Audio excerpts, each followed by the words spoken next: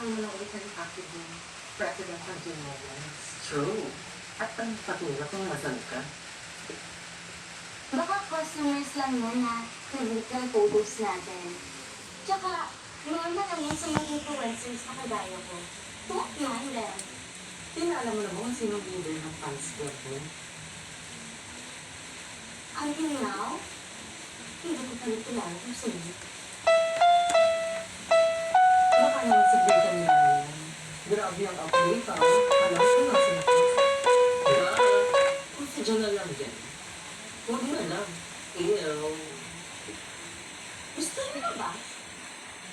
Sige ka. Baka may supporters na nakarinig sa'yo. Tapos, i-cancel ko na sa yung social media account mo. Gusto mo yun? Oh.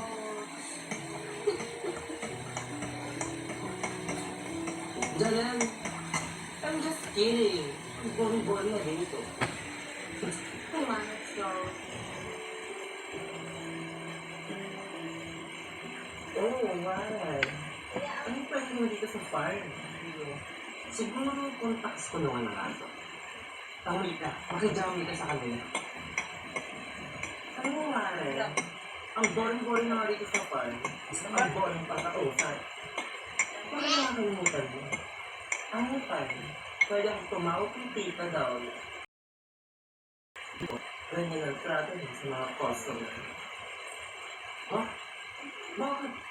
Ano sa mga gusto sinabi ko? Sinabi ko lang naman yung mga tanong. That's enough. Warren, where's Angela? Hindi ko rin napansin eh. Baka nasa garden.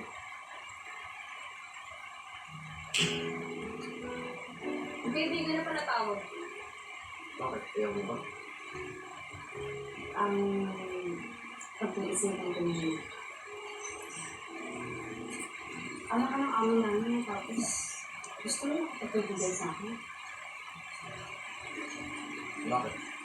Tapos ba nang muna yung taon tayo sa kaibigan? Meron kayo akong mga friends na balance ang kaibigan. Sige na.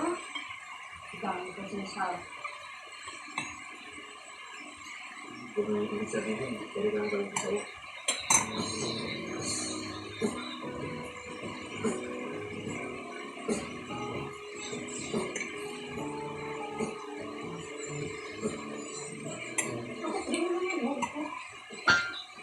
Bakit? Hindi ba ang ginagawa ng mga kaibigan? Nakita ko kaya kayo ngayon. Ginawa ko sa kanya. Kapag ako mamaya.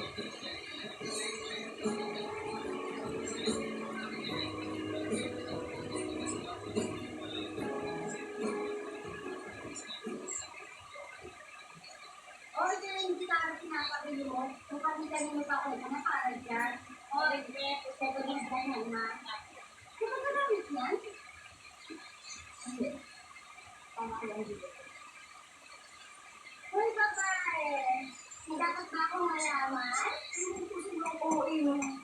Hindi ko sa kanya walang nuni. Hindi na rin ka, babe. Lalo sa ikaw.